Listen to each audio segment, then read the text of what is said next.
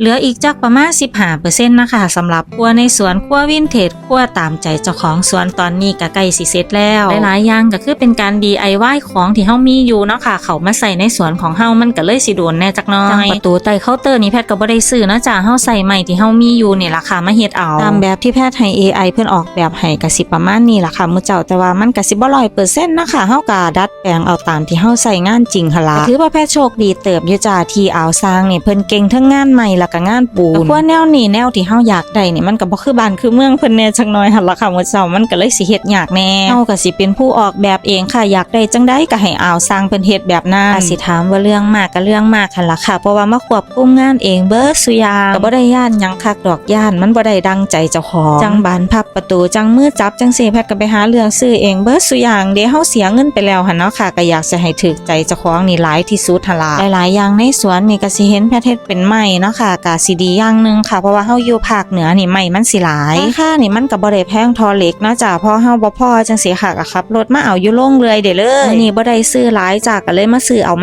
หม่ๆนะคะก็สิซื้ออยู่ที่มณีชัยรุ่งเรืองค่ะไม้อำเภอปงนี่ล่ะจ้าอยู่นี่เพิ่นก็มีไม้ให้เลือกหลายอย่างเลยค่ะบ่ว่าสิเป็นไม้เต็งไม้สักเนาะค่ะส่วนมากแล้วก็สิเป็นไม้สักพุ่นราคาหลายเพราะว่าคนส่วนมากอยู่นี่ถ้ามีที่ดินว่างๆนี่เพิ่นก็สิปลูกไม้สักทองไว้มันก็เลยเฮ็ดให้ราคาไม้สักทั้งนี้น่ะบ่ได้แพงคือจังภาคอื่นแล้วก็ในสวนของแพทย์ที่เอามาใส่เฮ็ดบาหรือว่าเฮียนหน่อยจังซี่ค่ะมันก็สิเป็นไม้สักเบิดเลยเพราะว่ามันเป็นสวนของเฮาเองเฮาตัดมาแล้วก็ให้เอาสร้างเพิ่นพาแล้วก็เอามาเฮ็ดที่เฮาใส่เอามาเฮ็ดประตูครัวมื้อนี้มันก็สิเป็นไม้หลายๆอย่างร่วมกันค่ะเพราะว่ามันมีไม้เก่าผสมไปนำอยากได้แบบใดก็เฮ็ดเอาจ้ามันเจ้าถ้าผู้ใดอยากได้เป็นตัวอย่างไปเฮ็ดก็เอาไปเฮ็ดได้เลยสำหรับคนที่ถามเรื่องงบประมาณว่าใส่ไปเบิดเท่าใดนะคะคลิปหน้าเดี๋ยวแพทย์สิมาสรุปให้เบิ่งอีกเทื่อนึงจ้า